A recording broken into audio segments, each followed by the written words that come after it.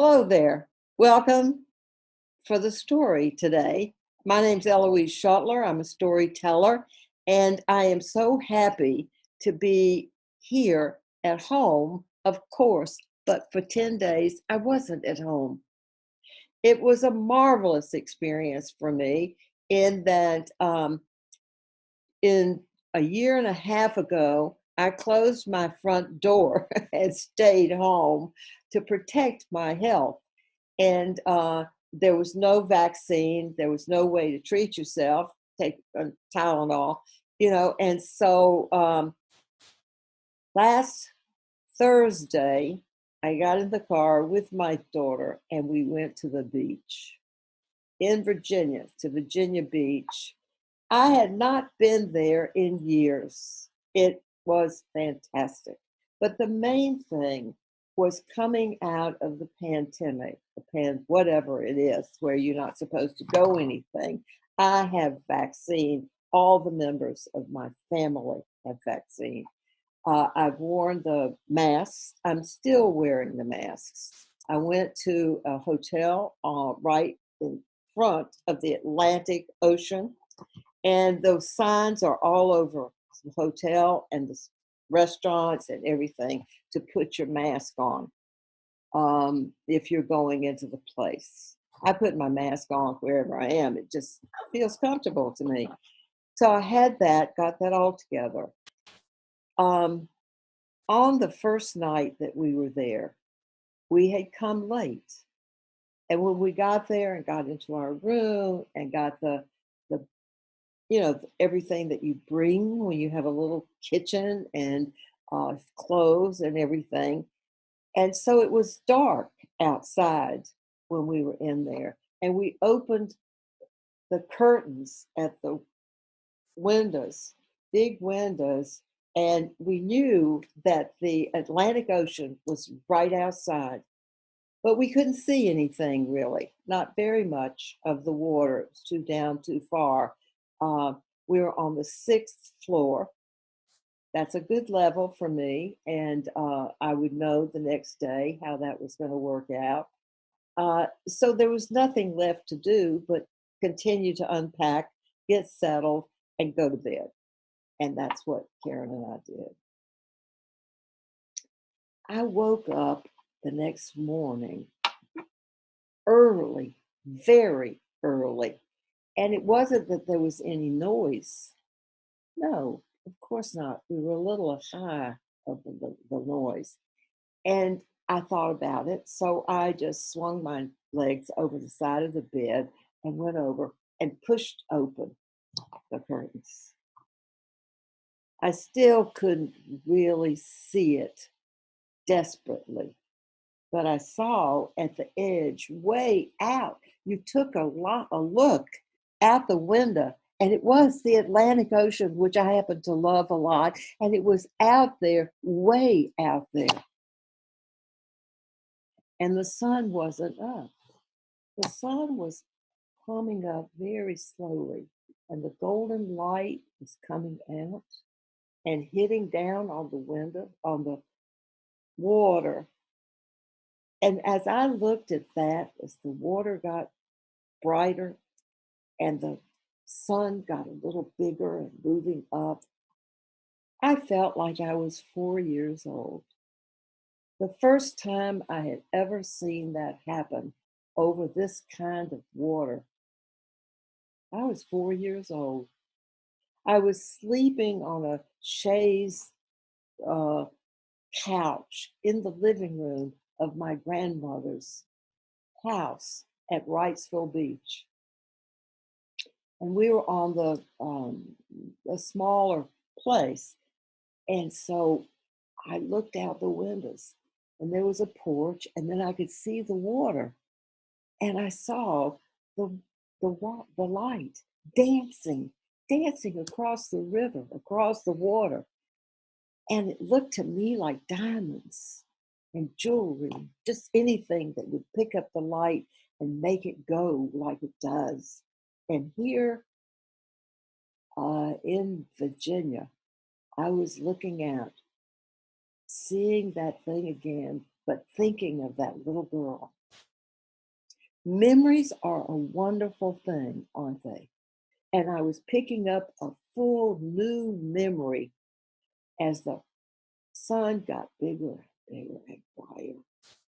Later, my son showed me a picture that he had taken, and it was gold, that the sun was out there with gold. It was beautiful. We hadn't been there, and I can't tell you how long. And I know for sure that we didn't go down there for a year and a half or 2 years once this other stuff started, where you had to think clearly what you were doing and how you wanted that to work. Outside my windows, my big windows, those were actually big glass doors, and I pushed them open and stepped out because we faced the ocean, and each one of those rooms on this hotel had a little balcony outside their windows. It had 2 chairs and a little round table.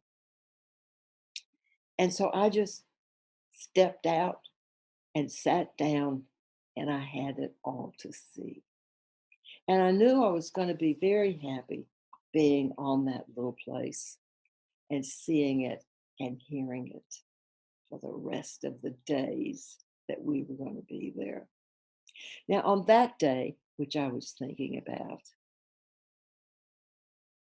the men started out there closer to the water, and they had some machinery that would smooth the sand so that it would be ready for the people that were coming out there early, early with their children or with themselves, dragging chairs out onto the sand. I was in a hotel, and down below, I could see that it was concrete and bricks in a large patio with 2 pools. And the pools, my goodness, the water was very blue. And they were beginning to set things out around the pools, which were large, tilt back, comfortable looking chairs. And the pools were there so that they could immediately go swimming if they wanted to.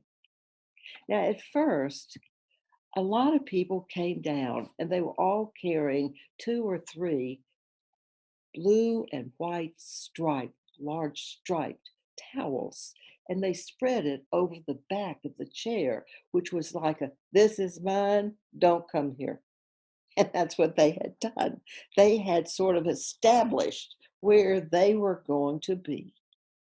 Young parents came out, one of 2 came out and brought some things that they would need for their children, and they spread them over a chair or 2 so that they knew where their estate was going to be.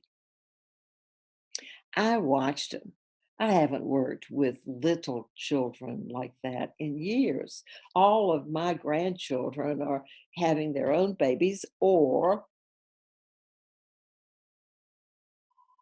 they're thinking about what's going to happen with their children. I'm thinking about that too myself, but it was just that's how family works, isn't it? So the people were around at about 9 o'clock, 8:30 maybe, 9 o'clock. The parents were there, and they were bringing in the little children. Now, outside this tall uh, fence was there, and you could see out over it. And on the strand, there's this sand, and then it stops, and there's a bridge, and you have the strand, which is cement. And on that cement, there are a lot of people. There's a lot going on that strand before it reaches the bushes or whatever it is that's going in before they get to the pools. So many people running, adults running, children running. Or then they were walking. And then there were children that were on smaller wheels and that they were going as good as they could. Or there were parents that were pushing carriages. Everybody was getting in their first of the day exercise. I'm not an exercise aide, so I looked at them and I liked them, and I was sitting there with little uh, books, plain pages, when I was, putting down marks, little pictures, so that I would remember these people. And that was so fun. And then they opened the gate in the back and locked it up, and people came in, and the children were loose now, and they knew to go right over to the pool. And there were some that had little walkways into the water, and others just walked right up to the edge. They were probably 5, 6, 7 other years old, and they just leaped into the water.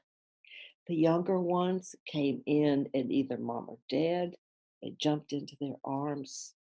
Everything about that was happy. They had things wrapped around the top of their arm. You've seen those, the top of their arms that hold them up a little bit. And I watched them and I just had to sit there and laugh. They had these things wrapped around their arms to give them some boost, protect them, to keep them floating. And underneath the water, you could see these little thin legs and the little younger feet. And those legs and those feet were going just as fast as they could and were reaching out to go forward. And they did it. I mean, it was amazing. I still, at my age, do not swim. And so I looked at it and I thought, they're amazing. They're just amazing. And they were. It was wonderful to watch those children and to see their parents and to see the happiness that was surrounding these people. And there was one thing that I really loved to see. About noon, I looked down and there was an elder man sitting on one of those long chairs. And I looked down at him. Next to him on the chair was a carriage, pushing carriage, red, so that when they shaded for the baby, that it was really great. He was laying there getting a nap, et cetera. And I thought, what a good grandfather that is. What a good grandfather. Turned around, went to get some water, came back. He was back. And there was something back with him. I looked down, and on the chair next to his feet, very closely next to his feet, was a little Shih Tzu dog.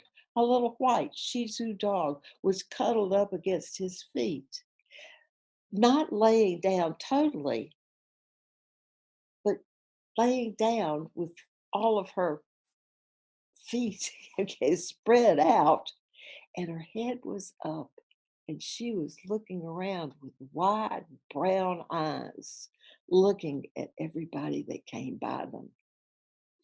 And when they walked by her, or saw her on that chair, everybody would stop for a second. Hello, how are you? Oh, you're looking good. I'm glad you're happy. And the dog would go, "Whoop, whoop, whoop." You were looking at real happiness with the people and the animals, with anybody that was there in the sunshine, not locked up, not concerned. It was a wonderful day, and another day, and another day. I hope you're getting outside. I've already started trying to make a plan so that I can leave again soon because being there outside and seeing all those people happy makes you feel just wonderful. Happy days. Happy days. Thanks for coming.